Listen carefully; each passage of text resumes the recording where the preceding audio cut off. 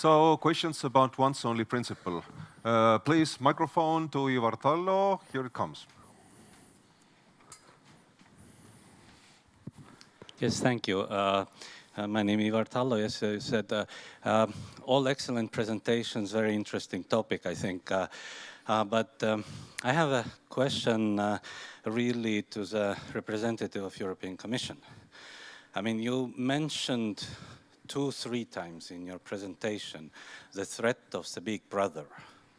And well, it is clearly one this kind of topic or themes that has been growing around and connected to data protection and all this. But it comes actually from this kind of Anglo-American state philosophy, where state is viewed as an enemy, kind of, or necessary evil when we go back to the Scottish Enlightenment. What I'm wondering, and maybe also Lucas has an idea because you put it into the larger context, but the question is if Brexit succeeds and we live henceforth without the British, is the threat of Big Brother derailing public administration reforms reduced? Thank you. Okay, thanks for a very interesting question. Not easy. Of course, I mentioned Big Brother because very often when we start speaking about once only, the first reaction is, no, I don't want.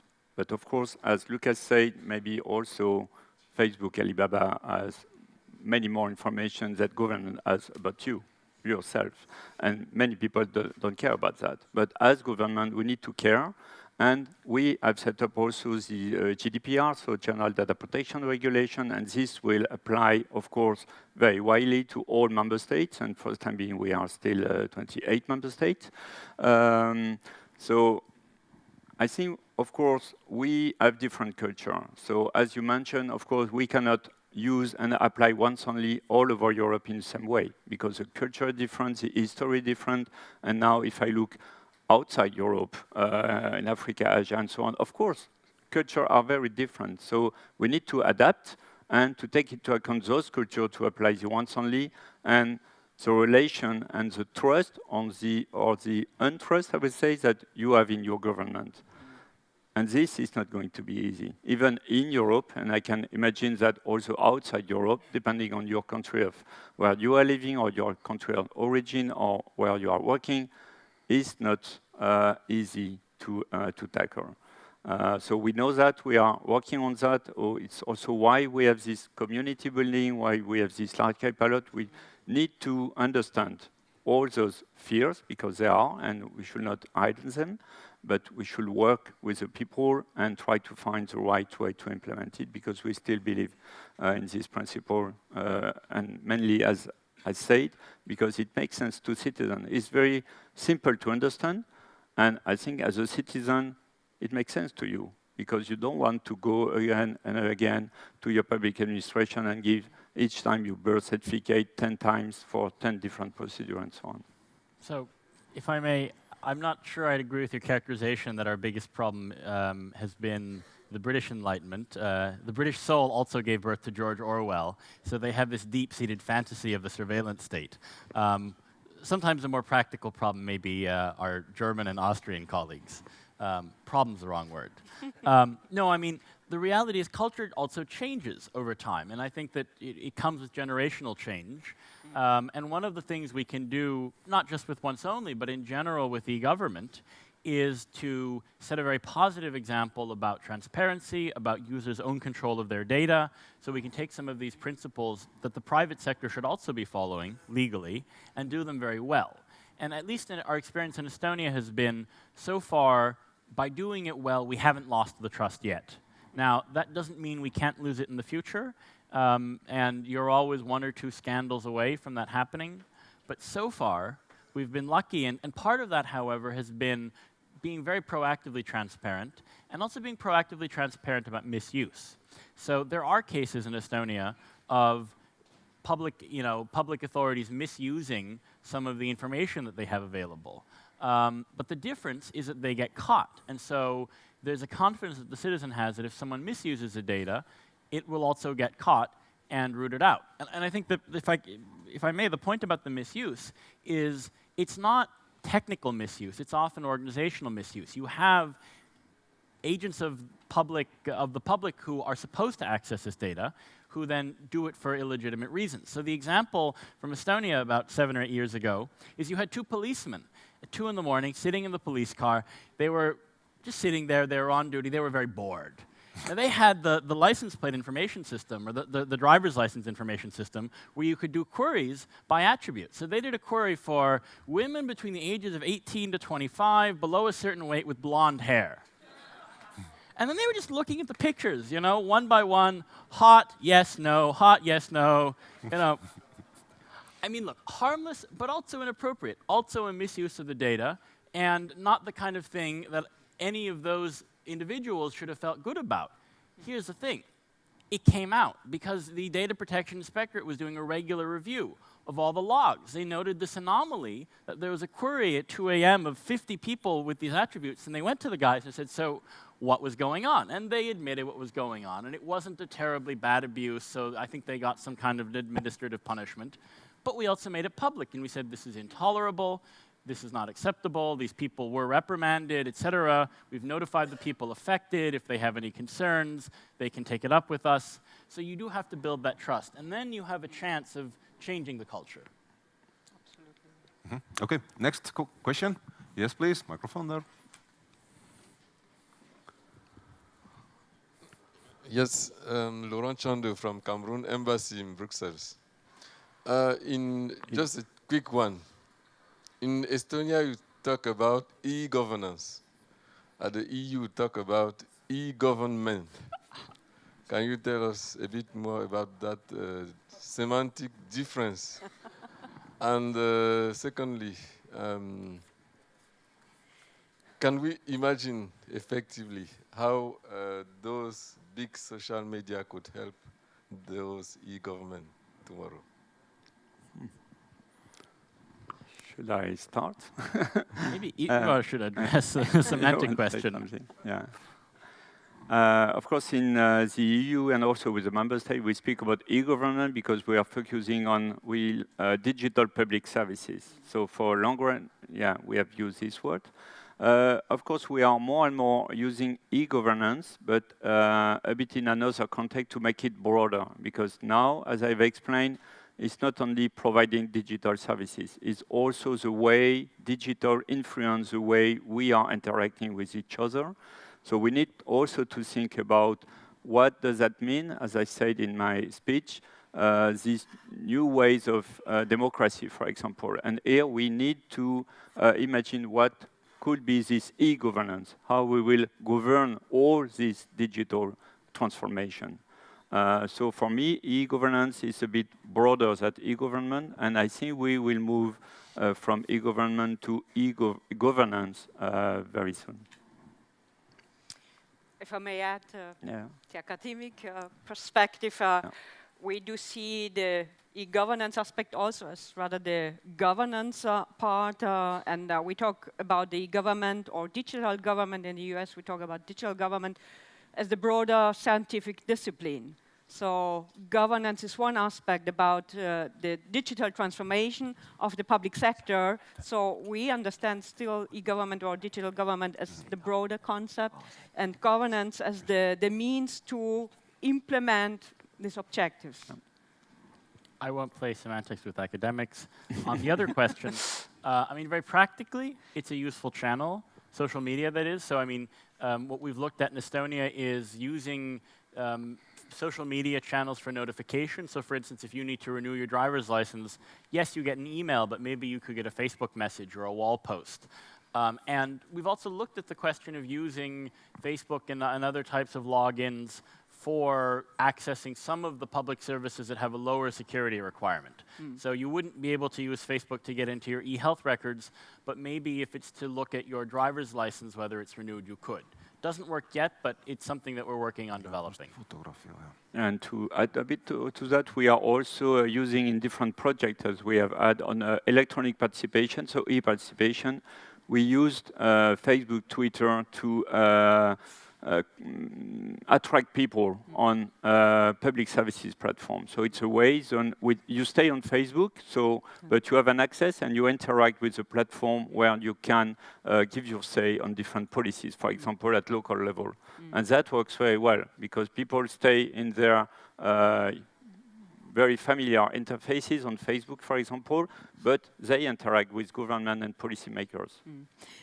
I'd like to add one aspect here, and that is the social media is rather the communication channel to inform people, to let people discuss, as we've heard from both statements, while on the other side, the e-government part rather aims at digitizing public services. So, for example, as we see from the ones only getting the access to the citizen data across governments, etc.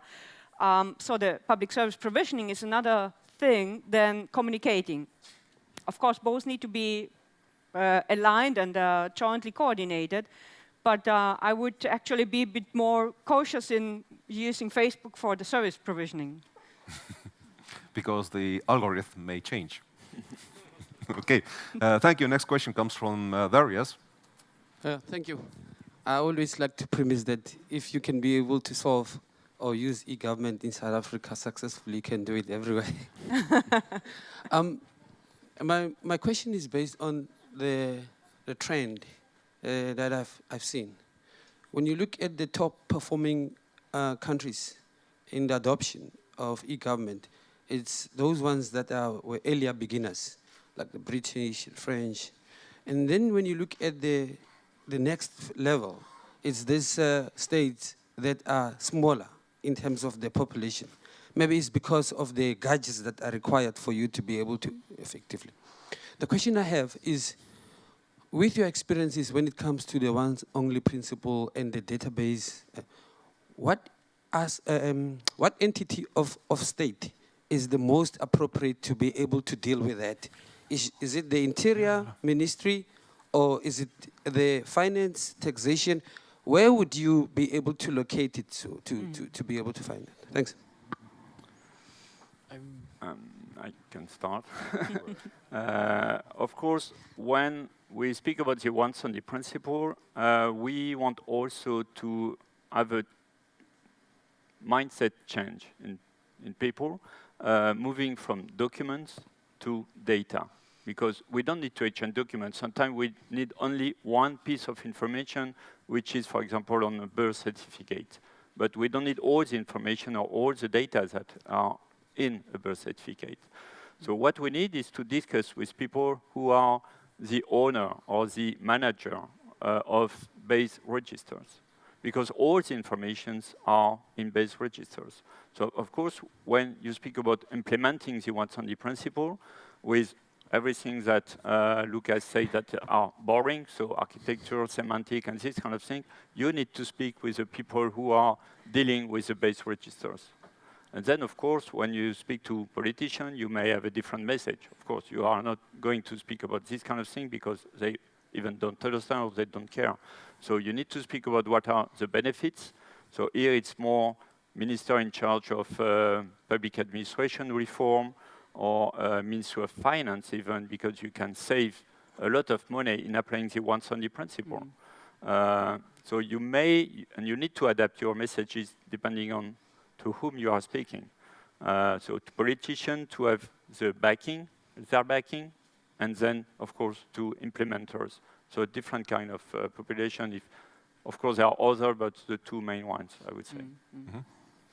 Maybe if I can add here, in terms of who is responsible for implementing the once-only, it depends on who is running the registers. Are they Ministry of Interior? Are they Ministry of Justice? Ministry of Finance? Who runs what kind of databases or base registers? And who is responsible also further on then for, as Serge said, for the public administration reform. So basically it's bring together different resources that need to work together, that need to collaborate. It's not one ministry that can implement, I guess, even not in South Africa.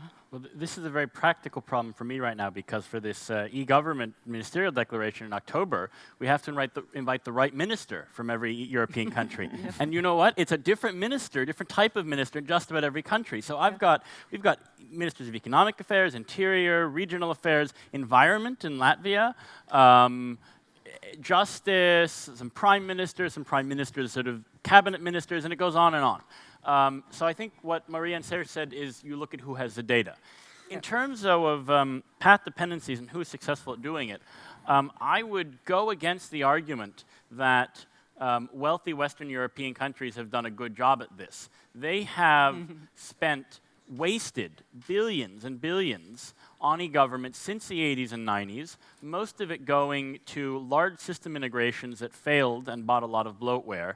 And now they've, 3 or 4 or 5 errors down the road, they've gotten to where they are now.